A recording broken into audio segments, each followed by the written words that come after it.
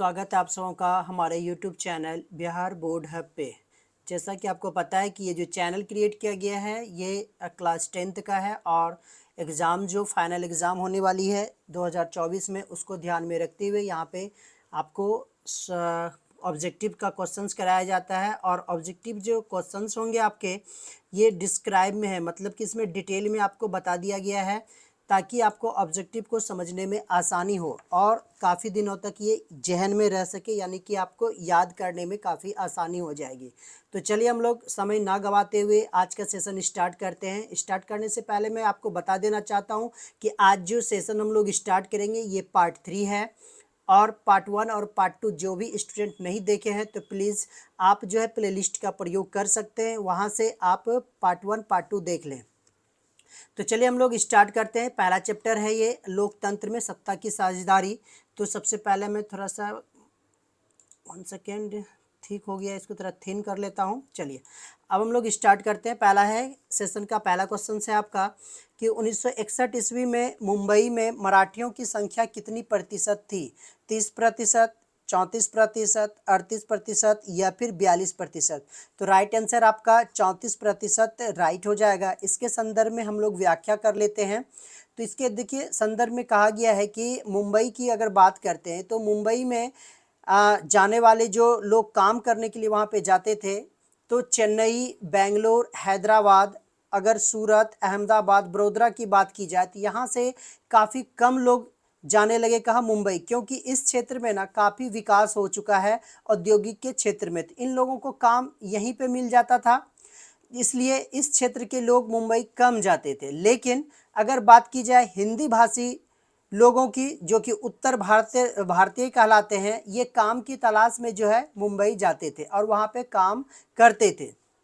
लेकिन जब 1961 की बात की जाए तो वहाँ पे मराठियों की संख्या जो थी काम करने के लिए 34% थी। जिस समय कम था मुंबई में तो मुंबई वासी बोलते थे कि आइए यहाँ पे आप काम कीजिए। लेकिन जैसे जैसे काम में जो है कि मराठियों की संख्या बढ़ती चली गई तो वहाँ पे हिंसात्मक कार्रवाई या फिर वहाँ के लोगों के द्वारा मना किया जाने लगा कि आप लोग इस क्षेत्र में ना आए।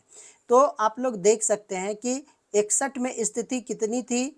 दयनीय स्थिति में थी मराठों की। लेकिन वर्तमान में जो है किसकी संख्या बढ़ते जा रही है, इसलिए कभी कभी वहाँ पे द्वंद्वात्मक समस्या खड़ी हो जाती है जो संविधान के लिए खतरा उत्पन्न करता है।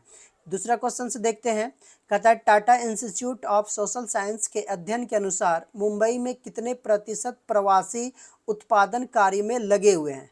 34%, 57%, 49% या फिर 35%? तो राइट आंसर हो जाएगा 49%। इसके संदर्भ में हम लोग व्याख्या कर लेते हैं। देखिए जैसा कि आपको पता है कि मुंबई जो है काफ़ी लोग जाते हैं काम की तलाश में।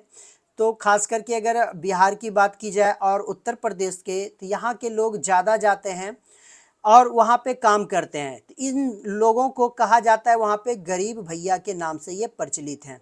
तो ये गरीब भैया अपना तो जीवन यापन करते ही करते हैं और वहाँ के जो मूल निवासी हैं उसको काफ़ी सस्ती सेवाएं भी देते हैं और उन लोगों का काम करते हैं। तो इन्हीं लोगों का जो है एक सर्वे करवाया गया था Tata institute of social sciences के माध्यम से। तो इन्होंने अध्ययन में पाया कि मुंबई में जो है 49% जो है प्रवासी उत्पादन कार्य में लगे हुए हैं। तीसरा क्वेश्चन हम लोग देखते हैं। कहता है भारत का वित्तीय राजधानी किसे कहा जाता है? मुंबई को, दिल्ली को, कोलकाता को या फिर चेन्नई को? तो राइट आंसर आपका मुंबई हो जाएगा। तो इसके संदर्भ में हम लोग व्याख्या देख लेते हैं। देखिए मुंबई को क्यों वित्तीय राजधानी कहा गया है इसके बारे में मैं आपको यहाँ पे बताने जा रहा हूँ। कहता है क्या, भारत सरकार का जो सार्वजनिक उपकरण है ना ये अधिकतर कहाँ पे? मुंबई में स्थित है और जिसमें जनता की कमाई का बहुत सारा पैसा वहाँ पे इन्वेस्ट किया गया है सरकार के द्वारा। अगर बात की जाए उत्तर प्रदेश या बिहार जैसे पिछड़ा राज्य का तो यहाँ के बताया गया कि बैंक में लोगों ने जितनी राशि जमा किए हुए है ना उसका एक चौथाई हिस्सा वहाँ ऋण के रूप में दिया जाता है। यही वजह है कि मुंबई आज भारत की क्या है? वित्तीय राजधानी के रूप में जाना जाता है। नेक्स्ट क्वेश्चन है, मुंबई एवं मैसूर में हिंसात्मक कार्रवाई का आधार क्या था? जाति था, धर्म था, संप्रदाय था, क्षेत्रीय विभाजन था। तो राइट आंसर हो जाएगा आपका क्षेत्रीय विभाजन। तो देखिए, इसकी व्याख्या शुरू करने से पहले मैं बता देना चाहता हूं कि जो भी स्टूडेंट इस चैनल पे न्यू है तो प्लीज़ सब्सक्राइब बटन को ओके कर लें। और ये चैनल जो है आपका एग्ज़ाम तक रहेंगे और आपको काफ़ी इसमें मदद भी मिलने वाली है। और जो भी वीकली टेस्ट में शामिल होना चाहते हैं तो प्लीज़ आप कांटेक्ट कर सकते हैं, ताकि आपका वीकली टेस्ट सीरीज के माध्यम से आपका तैयारी बेहतर हो सके। तो इसकी व्याख्या कर लेते हैं हम लोग। देखिए, हिंसात्मक कार्रवाई का क्या आधार था? जैसा कि मैंने बताया, क्षेत्रीय विभाजन। तो उदाहरण के तौर पे आप लोग देख सकते हैं कि रेलवे भर्ती बोर्ड की परीक्षा में देखा गया था कि मैसूर में बिहारी छात्रों के साथ मारपीट हुआ, और वहीं अगर दूसरी ओर असम राज्य की बात की जाए तो वहाँ पे बिहारियों की हत्या कर दी गई थी। तो ये सब किसके कारण हुआ? तो सिर्फ क्षेत्र विशेष के कारण, कि वो क्या है, बिहारी है, बंगाली है, मराठी है, ये सब भावना उत्पन्न होने के कारण जो है क्या होती है, हिंसात्मक कार्रवाई का रूप धारण कर लेती है।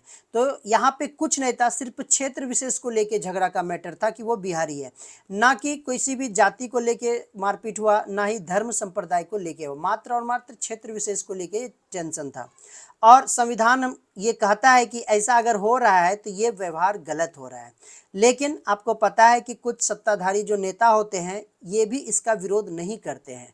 क्यों नहीं करते हैं? क्योंकि इसको अपना जो है प्रोग्रेस के चिंता रहती है, इस कारण। तो ये जो पहलू होता है ना, ये सीधा सीधा जो इसको कहते हैं द्वंद्वात्मक पहलू, और इसका सीधा प्रभाव लोकतंत्र के सिद्धांत पे पड़ता है, नियमों कानूनों पे पड़ता है और उसके व्यवहार पे पड़ता है।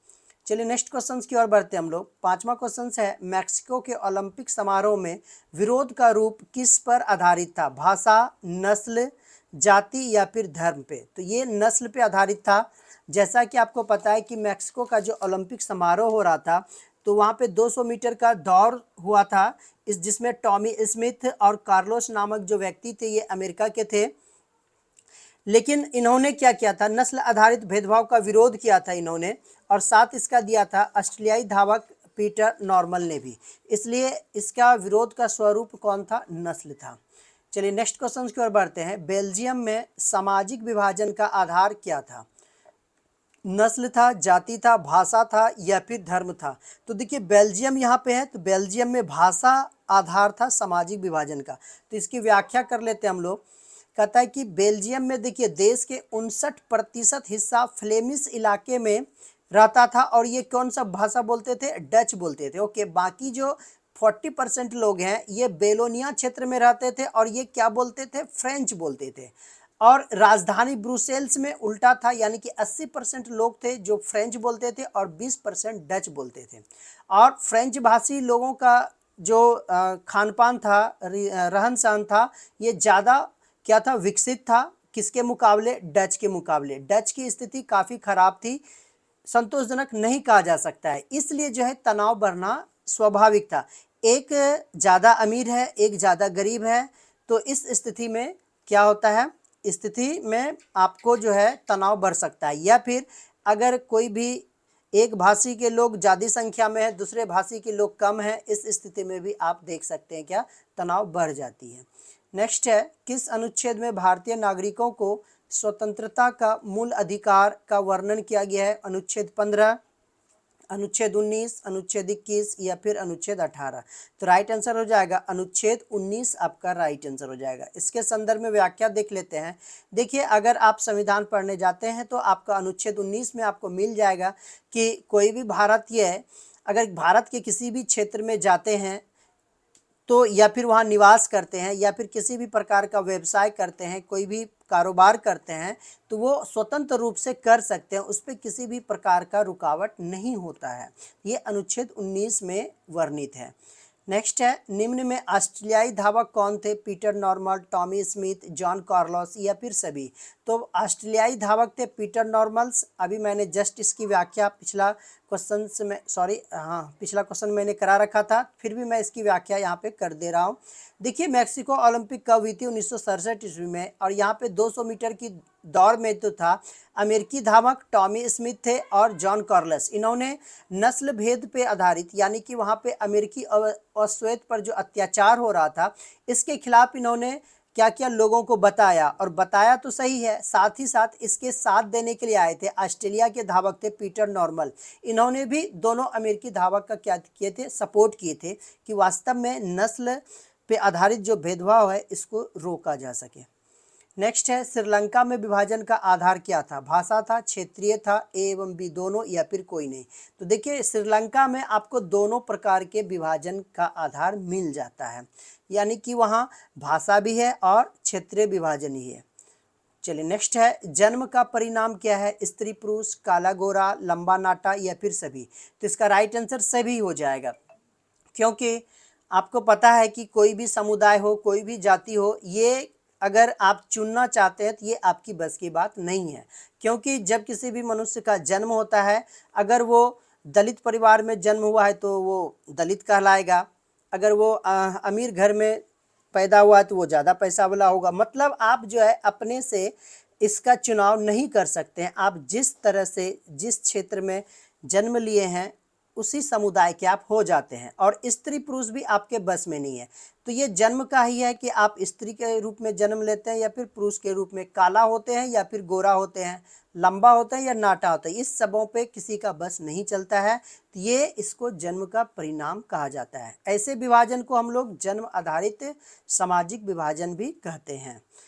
तो चलिए आज का वीडियो यहीं तक, कल हम लोग पार्ट 4 लेके आएंगे। तब तक के लिए धन्यवाद।